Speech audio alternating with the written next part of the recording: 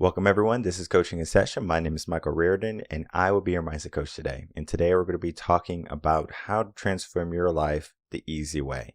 Now, there is no easy way. I'm going to just break it there. There is no easy way to transform your life, but there is an easy process. Because when we're looking at transforming our life, there's going to be key factors and things that have to be in place for us to do it. Maybe fitness can be number one. Maybe the type of mindset, the people we surround ourselves with, that all is going to correlate to if we can transform our life. You might think that the people around you don't play a significant role, but they do.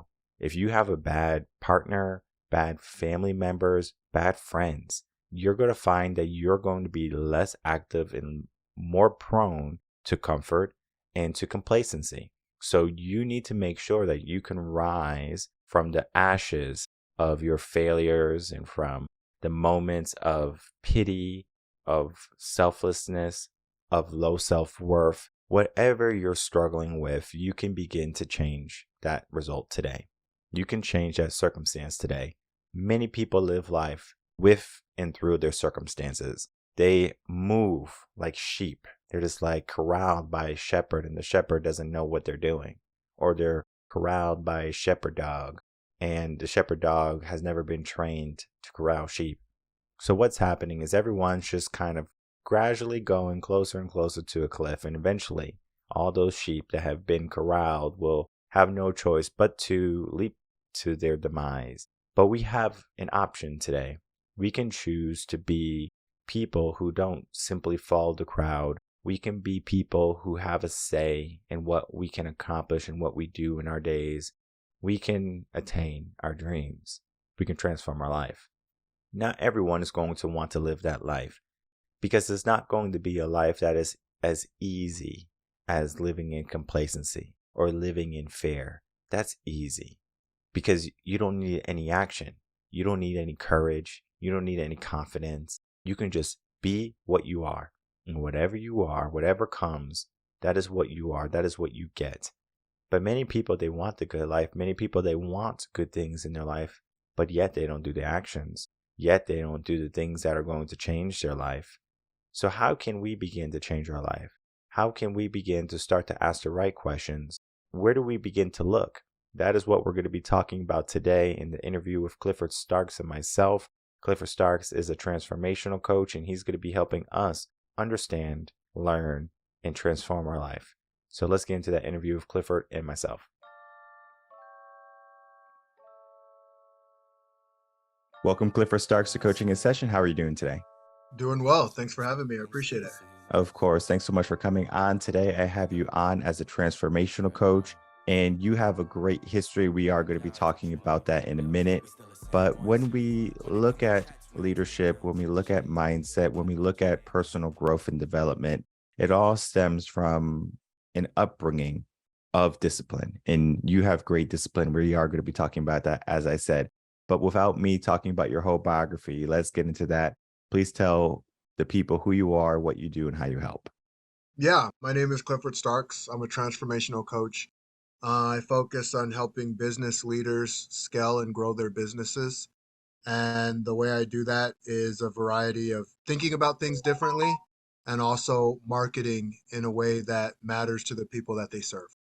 Yes, and that is a very important job, because when you are a high achieving executive leader, CEO, we need to have people alongside or at our table that also challenge us, because it could be difficult when you finally get to a spot or role when you are the top dog, you're the manager, and you just see yourself as, okay, people need to listen to me. But I'm a big fan of, you have to walk the walk, you have to talk. And if you are a leader that no one wants to follow, you're going to have a high turnover rate. And I mean, that's just one of the many problems. But when we begin to look at transformation, right, let's get down to the basics, because I know many people who listen to the podcast, they're trying to change their life. They're trying to learn how to begin. And they might always be looking at, well, how can I make it, or how can I transform my life in the easiest way possible? What does that look like for a new client? Maybe someone who's not a high achieving executive, maybe someone just like a regular Joe. How do they begin to transform their life? Yeah, absolutely. First, I want to say congratulations for showing up. If you're looking to change your life, you're actually looking for sources to make that a reality. That's 80% of it. So you're already doing a great job if that individual. And then the second piece is what exercises do I practice to make this a reality sooner than later? And two very accelerating exercises I would say is one, environment. Are you in the right environment? Are you around the right people? Are you doing the things like you want something? So ask yourself, well, what is it that I want? And am I in the environment to even make that a reality? And then the second piece is participation.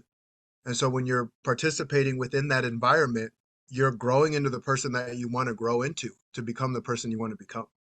And you must be able to read my mind because I just wrote a blog on that about who you surround yourself with. And I know there's so many great quotes on it, like you are the product of the 5 to 10 people you surround yourself with. And I think this is difficult for people because they might be around friends, family members that have a fixed mindset. And it's difficult to relinquish them or to separate because you feel that you have a certain obligation to them. I want to get into a conversation with you about the obligation of friendship or the people who have been in your life. Is it something that we need to hold on to, or should we readily get rid of relationships that no longer serve us? That's a great question. And that's super cool that you wrote that blog, by the way. Shout out to you on that. What I would say is not saying people are vehicles by any means. So I don't want anyone to get that thought. But we use different things for different results, right? Like we use a fork to maybe grab at noodles, and we use a spoon to serve up soup. And we wouldn't use a fork for soup, and we wouldn't use a spoon for noodles. And I don't say it's not about getting rid of people because I love people. I think everybody has their own purpose and they serve on your mission. But the question is, what's more important? This quote unquote friendship that you have that's keeping you from your dream, or having people who want to see you succeed at your dream? Because ultimately, if I'm someone's friend, I want them to win no matter what. Wouldn't you want to surround yourself with someone who wanted you to win no matter what? Versus someone who's saying, hey, bro, hey, dude, you're not hanging out with me anymore. And we used to do this, we used to do that. Like, no, care about the person. Hey, what are you doing now? What you got on your plate? How can I serve you? And so you'll get a list of people, and you got to ask yourself the question, am I hanging around the people who are serving me best for where I want to go? And if I'm not, what do I have to change about that? I always say people are seasons. Sometimes you could be vibing with a person in high school, and this is for my, younger listeners. Maybe you graduate and you're hanging around summer, you're doing things, but then you go off to college. Maybe you guys go off to different colleges. Maybe one goes into career, profession, starts working, and you start to see that you start to move away from each other. And it's not so much on purpose. It's just that you're going down a different path. And I always say that you shouldn't be upset that you're going down a different path in that you can't just be the same friend as you were. It was a season. And it's not that that person is a bad person. As you said, people are not vehicles, but it could be a moment in your life where you take that relationship, you take that friendship, and you grow from there. I think sometimes people, they have a negative connotation when it comes to friendship where they think it's a lifelong commitment, like it's forever. That's marriage. But if you want to be married to your friends, that's a mindset too.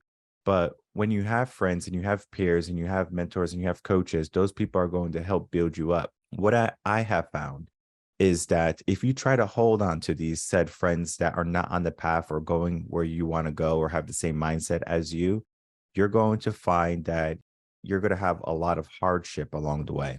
And the hardship is going to come from them trying to hold you back because they're going to see that you're doing really well, that you're elevating yourself, that you're becoming successful, that you're becoming disciplined. And then those said friends that were once with you now are a little bit further than you. They're going to try to hold you back. They're going to be that anchor in your life. And they're going to say, wait, don't leave without me. Or they're going to say, that's a stupid idea. And they're going to try to bring you down and belittle you.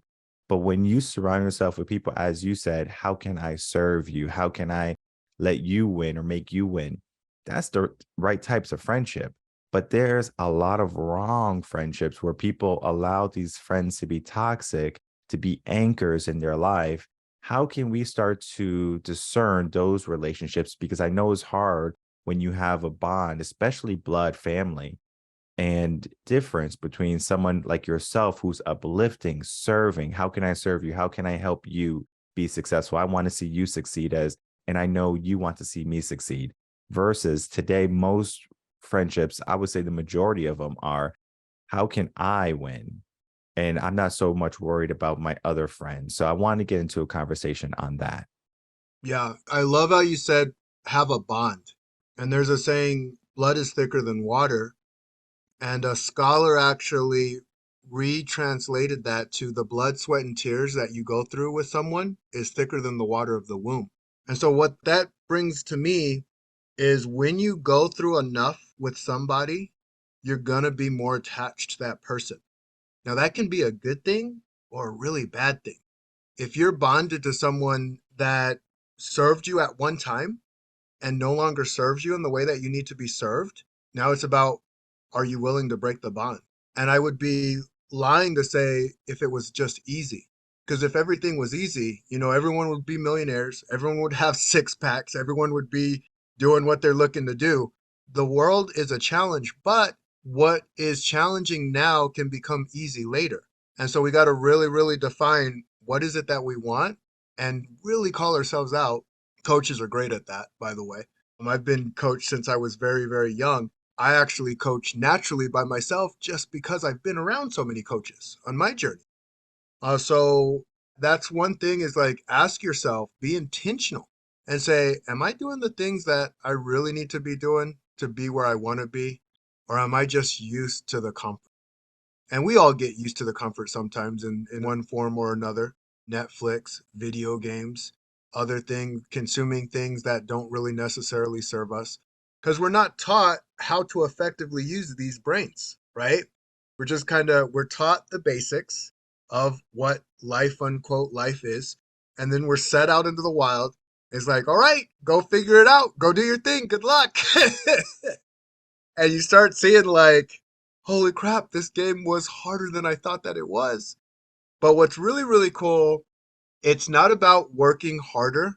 It's about working in your truth and working smarter within your truth. That's a lesson that I'm never going to stop learning as I'm going through the journey myself.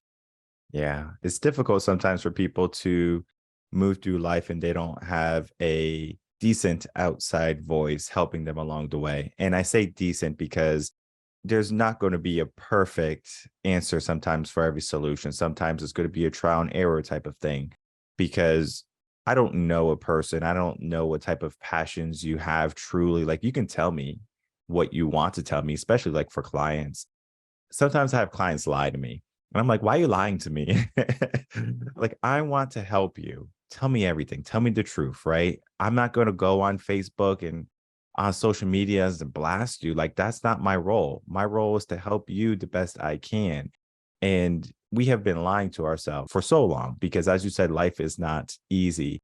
We give ourselves a blanket, we give ourselves the comfort zone, we give ourselves ideas that everything is going to be okay by not taking action, right? So we have a passive lifestyle. Most people are not willing to transform their life into something better, to be honest. Most people are just going to be complacent.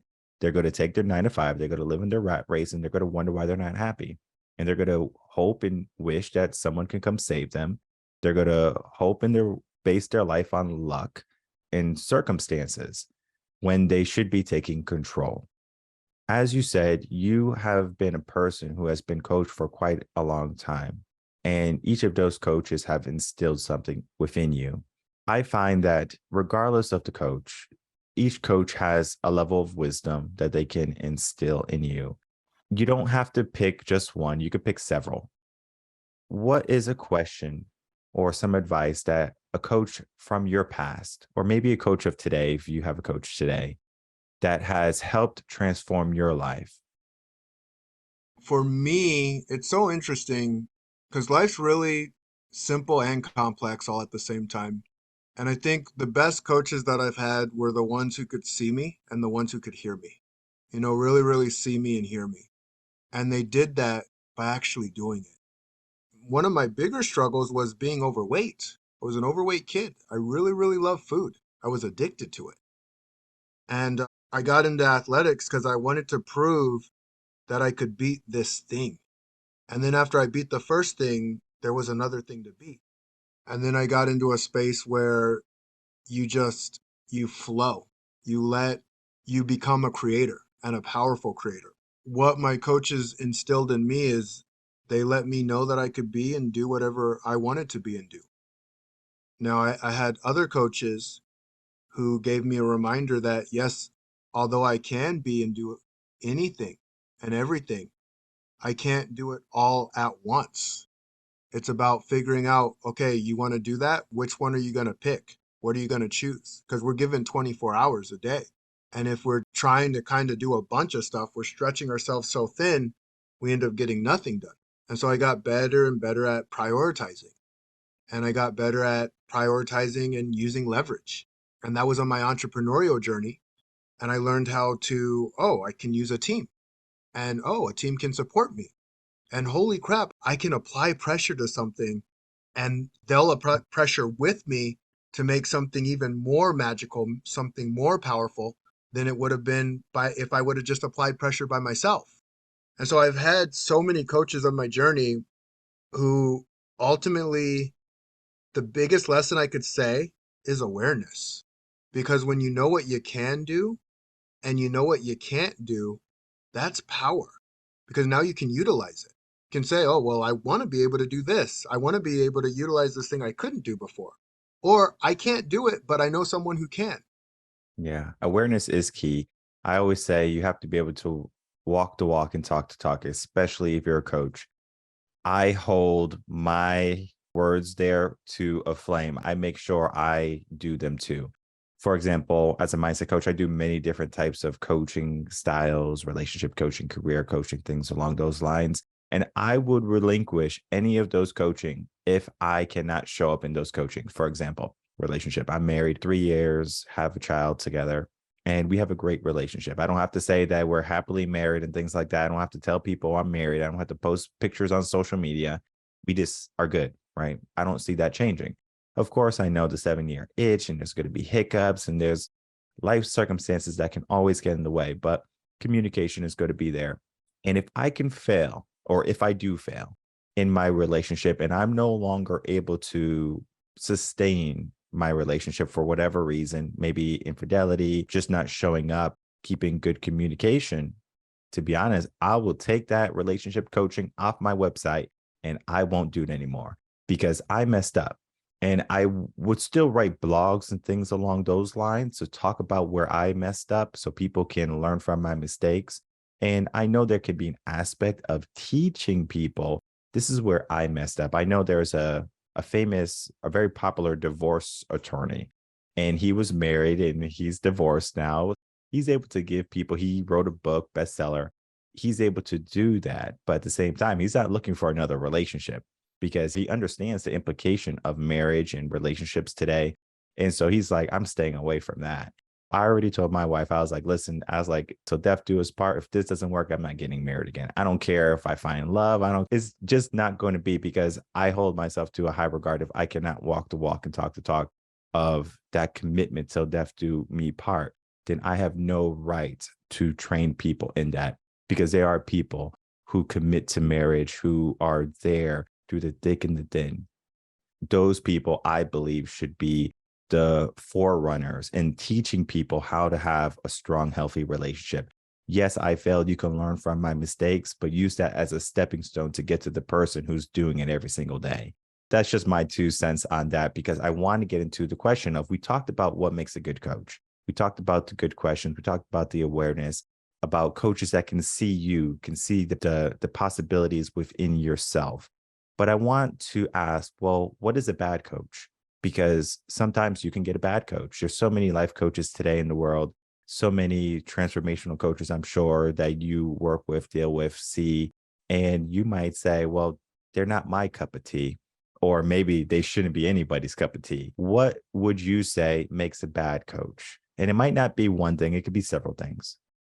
That's a great question. I think what makes the worst kind of coach, so if awareness takes the best kind of coaches, then unawareness is what makes the worst kind of coaches. Being in a position to say, like, and give a perfect example, thank you for sharing that too. You're talking about you have a standard, and if you're not meeting the standard, you don't want to do that anymore. Now, there could be a person who decides they want to be a relationship coach because they're good at failing. So they're really good at telling you what not to do. But if they're completely unaware, they're just randomly giving you things and say, "Oh, good luck, go figure it out." And it's like, "Oh crap. Like I'm screwing up." And they're so unaware they don't even know, like, "Oh, well, you must be doing something wrong because I'm the coach and I know everything that I'm talking about." There's nothing more dangerous than being unaware. And I'll tell you, just as I've learned from what to do from the right people, I've also learned what not to do from the wrong people. They are teaching me something. And when I look, I'm like, well, I don't want to show up like that. Holy crap, I don't want to do that. This blatant unawareness is so dangerous because it's like when I fought in the UFC, if I just kind of randomly walked into the cage and I'm like, what am I doing in here? Like, how did I get in here? And like, it wouldn't have happened. It's an impossibility. But they can also bring you lower and lower and lower and dig you into this sand that you have to get yourself out of. And you don't even know that you have to get yourself out of it because you were listening to the coach who was helping you go into it in the first place. In a long, drawn out, winded answer, like that would be a bad coach to me. Someone who's so unaware of what they're doing that they're just randomly doing things and maybe helping two people out of luck and hurting 98.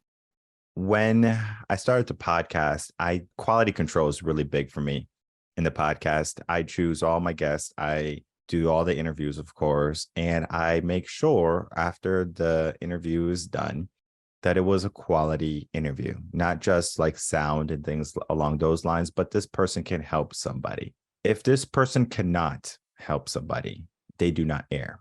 It's in the information on the invites and things like that. If you read all the way down, I have the complete right to use the clips, to not air a show, even if we spend an hour together recording. I don't want to give coaches to people who are not going to help people. One time early on in the podcast, I had a lady, she had a client, and this is like, she's sharing, we're talking. She had a client, it's a gentleman, and she's divorced. And she had this client, this male client, for about 3 years. And she was not able to find him any match. And she's like, I don't know what's going on. I don't know what's wrong. And I'm just like, Jesus. I was like, the reason why this young man or this man can't get a relationship is because you don't know how to coach him. Even when I gave her some advice, you should tell your client to do this. She says, that's bad advice. That's terrible advice. I would never tell him that. And I was like, to be honest, I don't even care that she said it's terrible advice. It didn't hurt my feelings. I would take that episode, make a clip on it. And you know what I would say on it? This is an example of a bad coach. This is an example of someone you need to watch out for. And I would show people her saying that that was a terrible answer. And I would share some of the episode. I'm not going to like post it on the podcast platforms, Spotify and things like that. But you go on YouTube, blown. I'm like, her cover is blown. And it's because you come from a good place. Typically, people do come from a good place, but the ignorance is like, whoa, sometimes you just don't see what you just said. I mean, it has happened multiple times with coaches, especially when it comes to relationship coaches. I always love speaking to relationship, like communication coaches, relationship coaches, because I just want to see, because I typically do it in a way of I'll ask you a certain question in the beginning, and then I see if you contradict it in the end. And if you do, I'm going to say, what's really going on? And then I'll actually do a video, or I'll do, what do you call those videos? A reaction video of me doing the interview and then saying, okay, do you see what I'm saying, audience? This person said this in the beginning, and then they say this, and then they say this. Do you see how that's confusing to the mind? And I break it down because mindset is so important and it has to make sense.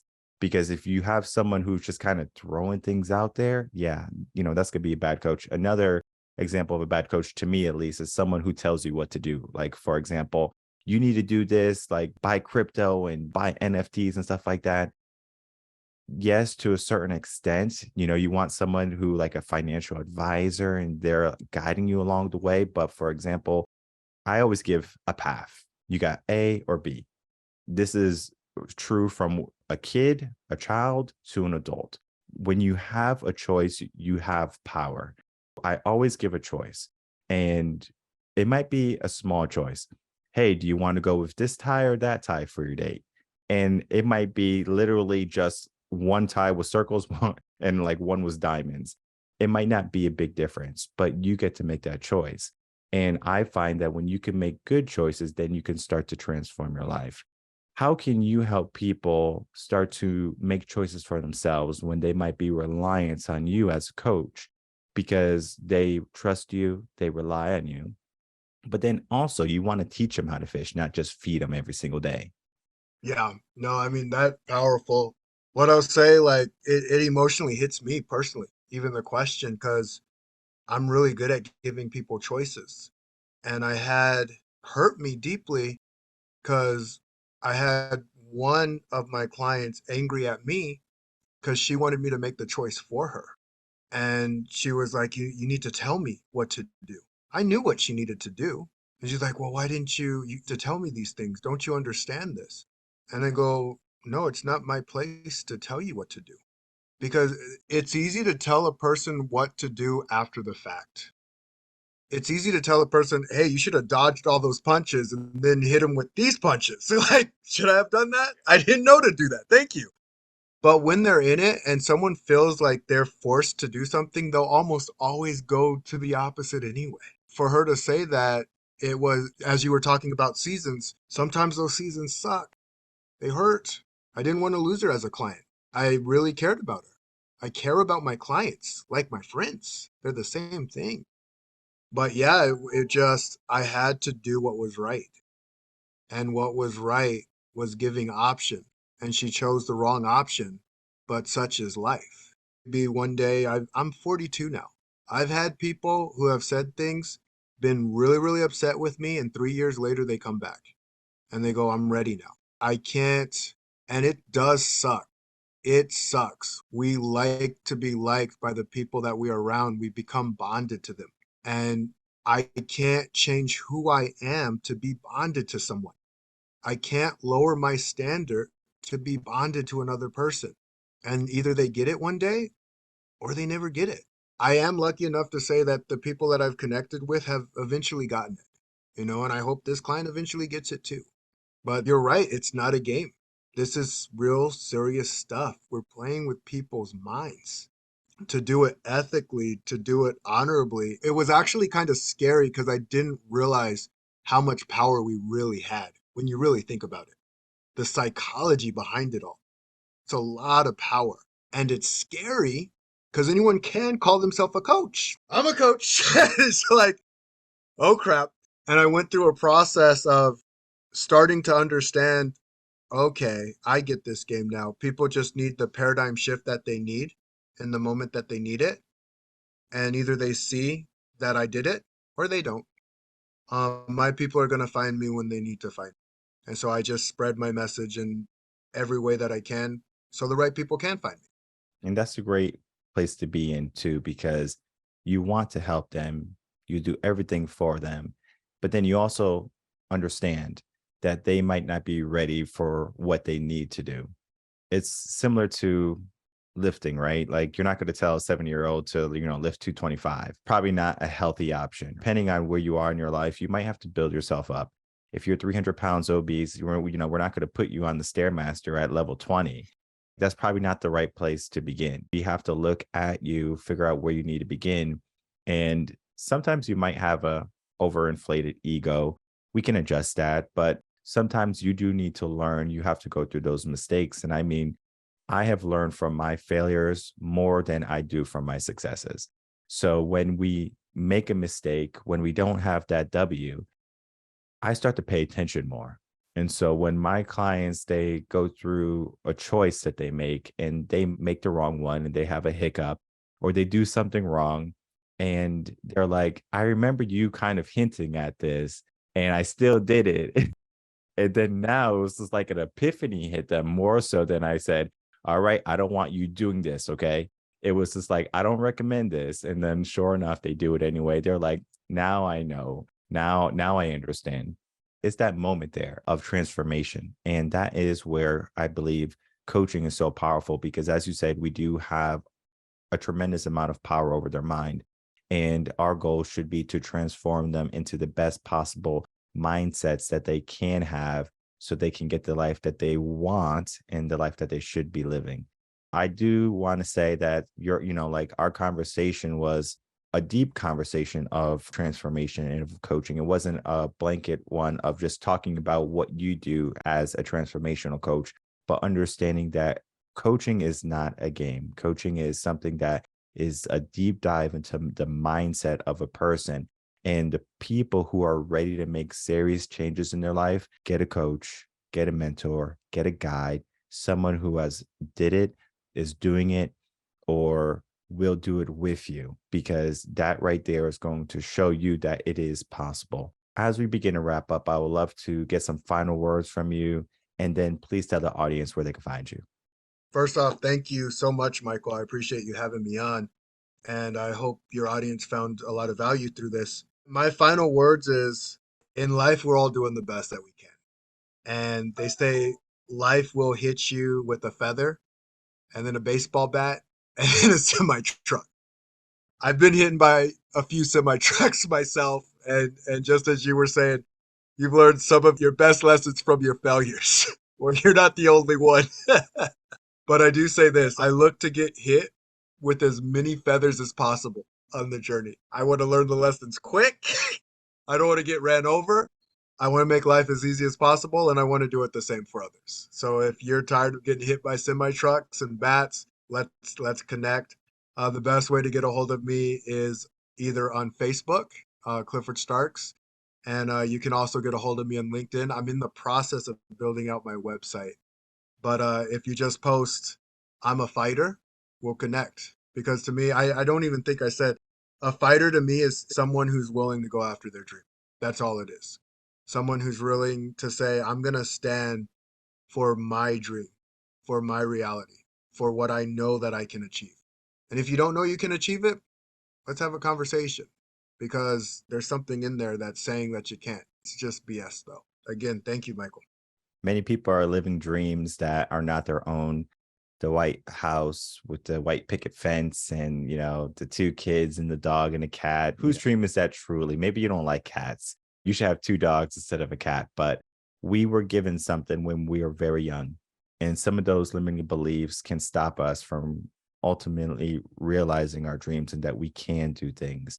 And getting a coach like Cliff is going to be what you need. And I say this all the time because it's important not only to have someone in your corner that's going to be your biggest cheerleader, someone who has got hit by a bunch of semi trucks and they want to make sure you don't get hit too. Like that's kindness, that's awareness all in one boat. Do your due diligence, make sure that you can realize your dreams sooner than later, because at the end of life, regret is going to be there. And a moment when you could have taken an opportunity to reach out to Cliff and say, you know what? I am interested in finding out my purpose. I'm interested in finding out my dreams. I'm interested in transforming my whole entire life.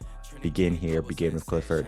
And I want to thank you so much, Clifford Starks, for coming on, spending a little bit of time with us and sharing your wisdom, sharing your story, and doing the work that you do. All right, everyone. I'd like to thank you so much for watching that interview with Clifford Starks and myself. What went on in that interview is we talked about good coaches, bad coaches. We talked about the mindset of coaching. We talked about what a person needs along the coaching journey. Because when you're trying to transform your life, it's not as simple as, oh, do this, do this. This is the 5-step process, and then you're successful. How many blogs, how many videos have you watched on how to be successful? Are you successful yet? Probably not. Because what is going on is that you are just giving yourself information, knowledge, maybe some wisdom, but you're not applying action. The reason you might not be applying action, I'm not 100% certain unless I'm speaking with you. So head over to revenconcepts.com, check out Clifford's links in the description box below, and ask that question, like, why am I not showing up? Maybe after that first consultation, we can tell you. Sometimes it takes a little bit longer, but we do ask for the truth because then we can get to the reason a lot sooner. Sometimes people are just afraid to succeed. because they have to take action. Maybe some people are in a financial bind and they're afraid to take some action because they're afraid that they're going to lose what little they have. I mean, there can be so many different reasons why you're not successful, why you're not showing up in your day. It could be something that you have grown up into with and you have to change it. Sometimes there's people in your life that are just not good people and you need to get rid of them. Sometimes you have to learn some accountability because you might have had a silver spoon and you feel like you're entitled, and we have to give you a wake-up call. I know society can say many different things and they can make you believe whatever they say, because I often say, if you tell yourself a lie long enough, it becomes the truth. And it doesn't matter who's telling you that lie, it will become your truth at some point. So if the news is telling you lies, eventually it becomes your truth because there's nothing to contradict it. You have to learn how to contradict the bad areas of your life. Why am I not winning? Why am I not making a 6 to 7 figure income a year? Why am I not having a happy marriage or relationship? Why can't I have a good body, a good mindset? What is stopping you from getting those things? Sometimes it's yourself. What have you been doing? What have you been taught that is giving you this mindset, that's giving you this lifestyle? Sometimes you might have this exorbitant lifestyle that you think is going to create happiness. That's some of my clients. But then most of the clients are coming from a place of scarcity. And they think that there's not enough success to go around. They think there's not enough happiness. There's not enough good relationships. There's not enough money for healthy foods, healthy habits, good discipline. There's not enough time in the day. Those people, they just need small adjustments in their mind. And when we start to do that, you start to see what you're truly capable of doing in the world. Sometimes the world will say that you can't do something or that there's limits or that things are impossible. You get to decide that. You get to decide what success is for you. You get to decide what happiness is for you. You get to decide where you spend your 24 hours. No one should tell you how to live life, but many people are living life in accordance to what others have told them to live. You're told to work a 9 to 5. Why are you not happy? Because you were told to work a 9 to 5. Someone told you to work a 9 to 5. Because you might think, oh, wait, there's another option. I could work less. I can do something different. And I mean, I could work 12, 13, 14 hours a day, and I don't care. Because I do what I want to do. Many people are doing things that they don't want to do. Yes, they might have chose that major. They might have chose that career. They might have went into the job and filled out the application. They did that. But it doesn't mean they want to be there. It doesn't mean that that's their first choice. Heck, it could be their last choice and they're still there. Why? And it's because we can create comfort in the worst places. You can sleep on a rock and you can get some good sleep maybe. But why sleep on a rock? Why not get some pine and, make a little bed or something like that? And I'm talking about if we're cavemen, but we're not. So if you have a bad spring mattress, don't sleep on it. Get a new one. You might not have money for a new one. Well, how do we get money? Do we work 9 to 5s? That's what you were told. You need a 9 to 5 to get your jobs. You need a paycheck to get your job. But you can begin to change your life. You can work a 9 to 5 and still be successful in your own right. But what people are doing when they work these 9 to 5s is they truly don't understand their worth. They don't understand their value. And so they do things that detract from their value. When they get back from that 9 to 5, they're so exhausted. They can't play with the kids. They can't have a good, deep conversation with their spouse or partner. They can't maybe even get up and walk after dinner, going to the gym. They just sit on the sofa because they're so exhausted. And it might not be physically, but it's definitely mentally. When you do the things that you were not meant to do, your truth is incorrect. You will find that you're more mentally strained than if you did things in your power. Than if you did things that you were meant to do, that you desire to do every single day. I can coach for hours and hours and hours and hours and hours, and I can keep on doing it. What people don't realize is, yeah, you can work in a factory for hours and hours and hours and hours, but for how long until you lose your mind? Figure out what you want to do. Figure out what needs to be adjusted in your life. Figure out what lies you have been told and then learn how to transform yourself into the person that you envision for yourself. Sometimes you're going to need someone like a coach, a mentor, a guide to help guide you along the way, to help uncover all of the dirt that was thrown on top of your dreams, of yourself, your mind. But the result is going to be you finally reaching the person that you are supposed to be, the person that you were destined to be. Why let that person sit idle? Why let those capabilities not come into reality? I'd like to thank everyone for watching Coaching in Session. If you have any questions, email me coachinginsession@gmail.com, and I'll see everyone on the next episode of Coaching in Session. Until then, everyone take care.